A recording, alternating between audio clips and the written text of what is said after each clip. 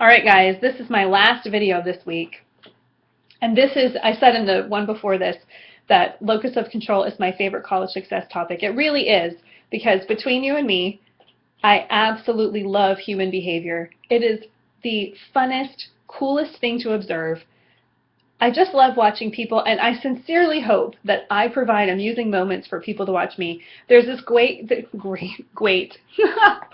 there's this great quote from Pride and Prejudice where it's a book by Jane Austen, if you haven't read it.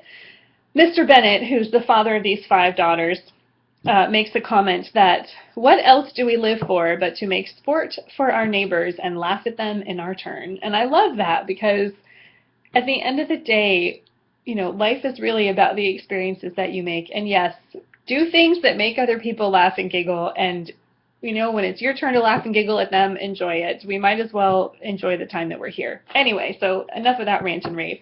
All right, so locus of control, textbook definition. Locus of control is your belief about what controls your behavior. I'll say that one more time. It's your belief about what controls your behavior. All right. So the easiest way to describe it is to give a couple of examples, or to define it further. There's 2 types of locus of control. They're very similar to the 2 types of motivation, but they're easier to say. So the 2 types of motivation were intrinsic and extrinsic, right? Motivated by something within, motivated by something without. Okay. Locus of control is internal and external. So the person with internal locus of control, essentially it's about taking responsibility. They take responsibility for what happens to them because their belief is that they control their behavior. They are responsible for their response to the circumstances and the events in life that come their way. A person with external locus of control believes that other elements control their behavior. They're kind of an excuse maker. That's a nice way to say it. They're an excuse maker. So I'm going to give an example. First, 2 examples actually. Let's look at a student who fails a test, or let's look at a failed test situation. So we fail a test. Nobody likes to fail a test. It's a terrible feeling. No one likes it. No one likes failing tests. No one likes getting fired from jobs. You'd much rather quit a job than get fired, right?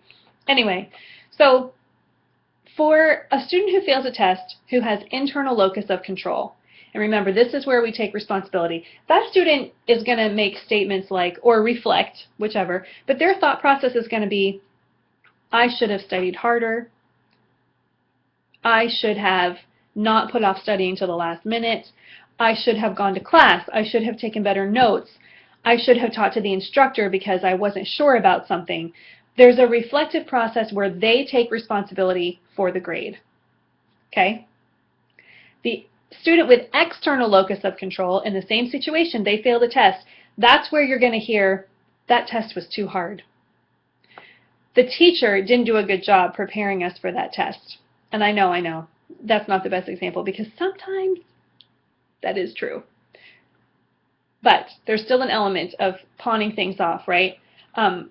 This is the student who feels like their parents and high school teachers didn't prepare them for college, and that's the reason why they're doing poorly. And it's usually a pattern. Usually when you meet someone or come across someone with an external locus of control, you'll notice that their language is always pointing in another direction. And there's a red flag word. It's in your textbook. The red flag word is but. I was going to study, but. And fill in the blank. I was going to study, but I fell asleep. I was going to study, but my roommate was making too much noise. I was going to study, but I didn't have internet access. I was going to take the quiz, but I couldn't get to the testing center. You know, the but. That is a huge red flag for external locus of control. So this is what happened. You know, that's the failed test situation. Internal student, I could have done something differently to do better on that test. And the external, there's no reflection on what they could have done differently. It's all outside of them. It's this, the teacher didn't prepare me, my parents didn't prepare me, my roommate played too much loud music and kept me up while I was trying to study. It's a reason why they couldn't do it that doesn't have anything to do with themselves. There's no responsibility. So let's look at a situation where a student passes a test. Yay, everybody loves to pass a test, right? All right, Passing a test, the student with internal locus of control takes responsibility. They're able to reflect and say, heck yeah, I passed my test. I worked really hard on that. I studied for hours or I studied for days and I earned that grade and I am going to go celebrate. And if it's me, I do simple things like a bowl of ice cream or buy a new book because I love to read. But you do something small to reward yourself. It's that internal feeling that, yes, I earned this. I get to take responsibility for it, and I'm going to own it, and it's awesome. Same situation, passing a test, external locus of control.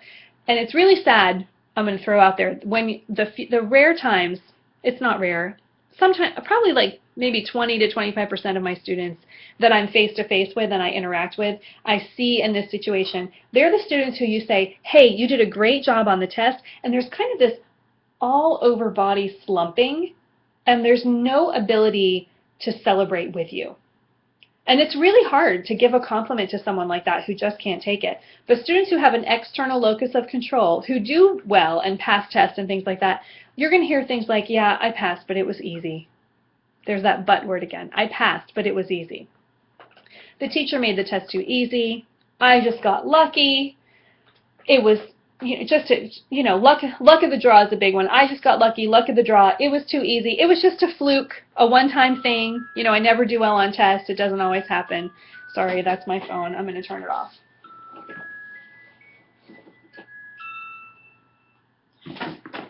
I apologize. So when we have that external locus of control, whether it's in a situation that we consider to be a positive situation, like the passing the test, or a situation where we have failed the test, it's still that sense of, I didn't do it. I wasn't responsible. It wasn't me. So what we can think about, and actually my challenge for you is to start to pay attention and start to play some games with human behavior. Start to really listen to the conversations going on around you and see what you can see. I mean, I've been doing this for years because it's just so much fun. I can be standing in line at the grocery store and overhear a conversation between two people that run into each other. And it's amazing when you hear things like, I've been meaning to call you to get together for lunch, but I'm just so busy. And that's not a huge deal, but you know what I mean? It's just, you start to notice these things where it's like, I've been meaning to call you to get together for lunch, but I'm so busy. I have so many demands on my time. I'm choosing not to call you to get together for lunch. And that's a difference, and because I'm aware of this and I've been making this a personal practice for years now, I do catch myself when I say things like that. I hate the I'm busy excuse because the truth is I'm not too busy. If I really want to do something, and this is true for you too, we do the things we want to do. It's a choice. We do the things we want to do. We do not need to blame external factors. There is nothing wrong with doing the things you want to do. Hopefully you're not hurting other people. But, for me to run into someone and say, oh, I've been meaning to call you, I've been wanting to call you and get together for lunch, but I'm just too busy. There's just so much going on at work right now. You know what? Forget all that nonsense. I would love to call you and get together for lunch sometime. I haven't done it yet, and I wish I had. That's taking responsibility. That's stepping up and just putting it on the line. Like, you know what? I should have taken care of this, and I would love to see you. Can we get something on the calendar now? So it doesn't have to be long and drawn out. It doesn't have to be that you're someone who takes responsibility and feels bad about yourself. Instead, it can be an understanding and an awareness and actually a really powerful place where it's, you know what? Yes, this is who I am. So I studied really hard for my test and I did really well and I did it and I passed. Or I studied really hard for my test and I didn't pass, and next time I'm going to make these changes. Next time, I'm not going to just read my textbook. I'm going to talk about it out loud. Next time, I'm going to not just flip through my flashcards. I'm going to have someone quiz me. So that's where we're starting to see behaviors where we're taking responsibility. So specifically for students with an internal locus of control, the things that we see are that they ask for help. They're not scared to talk to their instructor. They're usually more comfortable talking to people in general because they're not needing to make up an excuse. They're comfortable with who they are, and they're comfortable to say, I dropped the ball, but I'm ready to pick it up. I'm ready to get back on the horse. So what I love about locus of control is that you can change it. You don't have to keep being a person who says, but dot, dot, dot. You don't have to be an excuse maker. You can decide right now today that you're going to be someone who owns who they are and steps into the spotlight of your life. And you're the leader in your life. And you say, these are the things that are important to me. You know what, Mom? I'm really sorry that I'm not going to make it home for Uncle Bob's, 39th and a half birthday dinner celebration. I've got a test to study for, and that needs my attention right now. That's a really hard one. I know I laid that one out for you guys. Family's a tough one, and sometimes we have to make tough decisions. There's a line from The Little Mermaid. Remember that movie? Where Ursula says to Ariel, she's trying to convince her to sign the contract, and she says, life's full of tough choices, isn't it? Anyway, we don't always have to sacrifice things, but we do have to own where we are. We do have to practice self-management and figure out how we're going to walk through this world and get done what we need to get done and feel good about it at the end of the day. So I hope I've given you some good stuff to think about. I'm going to link you guys to one more little video, which I think is just a funny one, where it's got this student who's failing, and she keeps coming up with all these excuses. So you can check it out. It's just something to laugh about. And the teacher is full of sarcastic humor, which is why I really like it. Anyway, I hope you guys are doing awesome. Email me your questions. Email is probably best. I would say call me. You can call me if you want to, but I'm much better responding via email. And, we're in week 6. We've got 9 more weeks of instruction, and then we've got final exams. So we are plugging right along. You guys are doing great. Keep it up. All right, I'll see you soon. Bye.